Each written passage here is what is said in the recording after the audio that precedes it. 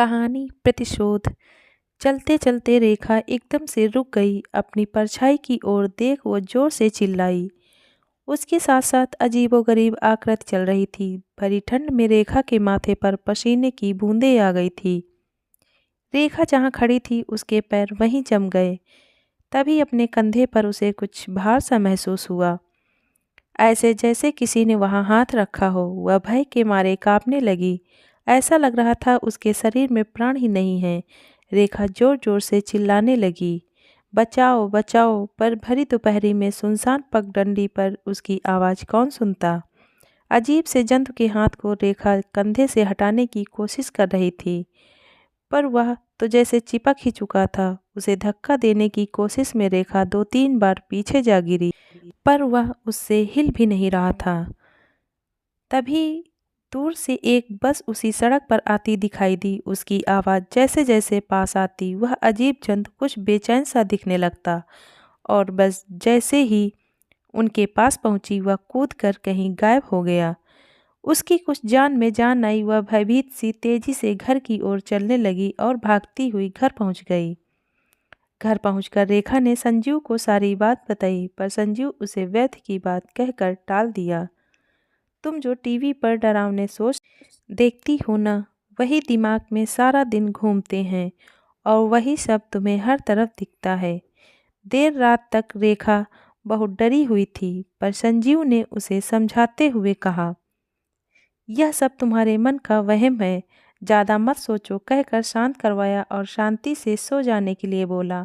आधी रात के समय होने वाली खड़खड़ाहट से रेखा की नींद खुल गई। उसने देखा एक औरत कमरे में बैठी है। उसके सिर पर 2 सींग भी थे। उसने काले रंग के कपड़े पहने हुए थे। उसका मुंह लाल रंग का था। रेखा जोर जोर से चीखने लगी। उसने संजीव को हिलाकर उठाया और औरत की ओर इशारा करने लगी। संजीव आंखें झपकाए देख रहा था। कमरे में तो कोई भी नहीं है। रेखा डरी हुई थी। ऐसा लग रहा था मानो वह बेहोश हो रही हो। उसने देखा यह औरत कमरे में कुछ देर टहलती रही, फिर एकदम से रेखा को दिखनी बंद हो गई। रेखा की नींद अब उड़ चुकी थी। वह जोर जोर से रोने लगी। संजीव कुछ देर उसे थपथपाता रहा, पर वह सो नहीं पा रही थी। संजीव ने नींद की गोली पानी के गिलास के साथ दी और उसका हाथ सहलाने लगा। जबरदस्ती से नींद की गोली गटक कुछ देर में रेखा सो गई। कल की दोनों घटनाओं से भयभीत रेखा बोली, संजीव आज तुम ऑफिस मत जाओ प्लीज़। रेखा आज ज़रूरी मीटिंग है बॉस के साथ, वो छोड़ नहीं सकता। तुम निश्चिंत रहो, वह सब तुम्हारा वहम था, अब कुछ नहीं होगा। नाश्ता कर संजीव ऑफिस चला गया। घर का काम निपटा रेखा जैसे ही कुछ आराम करने के लिए कुर्सी पर बैठी, खिड़की की ओर देख उसकी चीख निकल गई। रात वाली औरत शीशे पर अपने पंजे जमा कर खड़ी थी और बिना पलक झपकाए उसे ही देखती जा रही थी। रेखा एक चीख मारकर बेहोश हो गई। शाम को संजीव ने अपनी चाबी से दरवाज़ा खोला तो वह एक कोने में डरी सहमी छिपी सी बैठी थी। संजीव को देखते ही वह उसके गले लगकर रोने लगी। आज रात फिर उसे नींद की गोली देकर सुलाना पड़ा। अब रेखा संजीव को एक पल के लिए भी नहीं छोड़ रही थी। संजीव ने 2 दिन की छुट्टी ले ली। सुबह चाय का कप लेकर जैसे ही रेखा कमरे में आई, एक काले रंग का अजीब सी शक्ल वाला लड़का कमरे में बैठा जोर जोर से रोने लगा। डर से रेखा के हाथ कांपने लगे और कांपते हाथों में चाय उसके ऊपर ही गिर गई।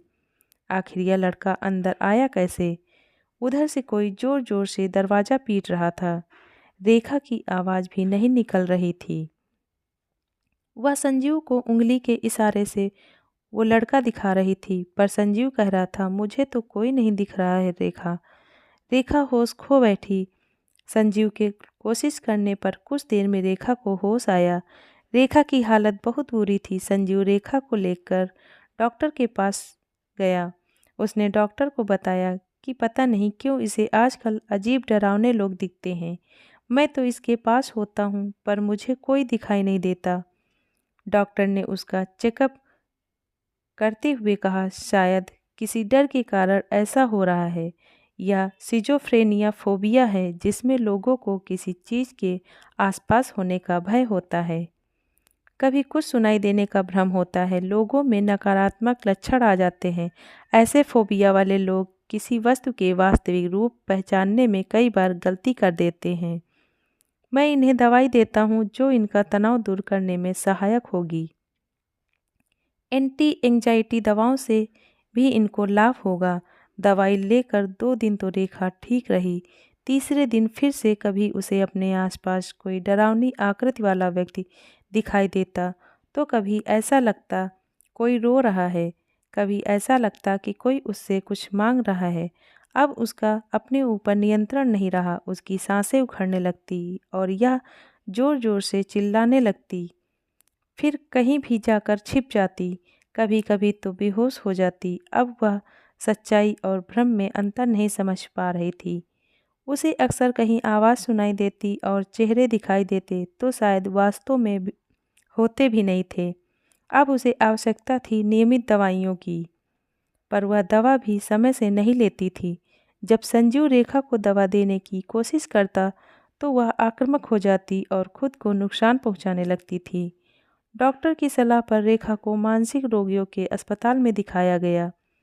वहां डॉक्टर ने पूछा, क्या कोई हादसा हुआ है जिससे यह इस हालत में पहुंच गई हैं?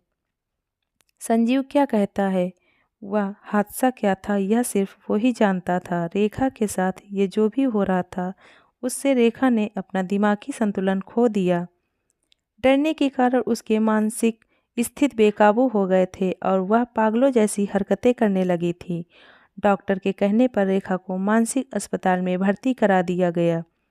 रेखा को वहां छोड़ते हुए संजीव दुखी था। जन्म जन्मांतर की साथी अलग हो रही थी। संजीव ने उसे गले लगाया, कसकर उसे प्यार किया और मुड़कर निकल आया। रेखा भी फटी फटी आंखों से इधर उधर देखती हुई नर्स के साथ आगे बढ़ गई।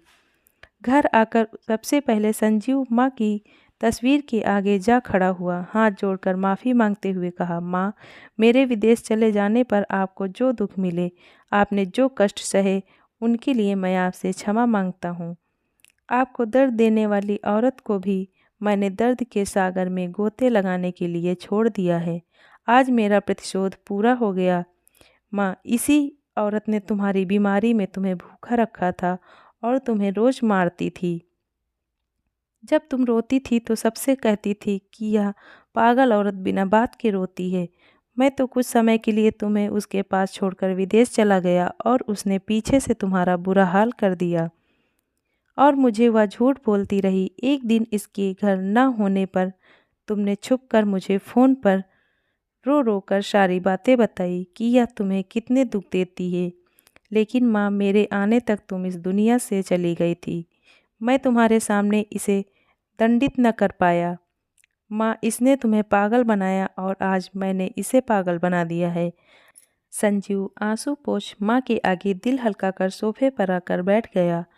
फिर फ़ोन करके उस बंदर के मुखौटे वाले आदमी, उस सींग वाली औरत और रोने वाले लड़के को बुलाया।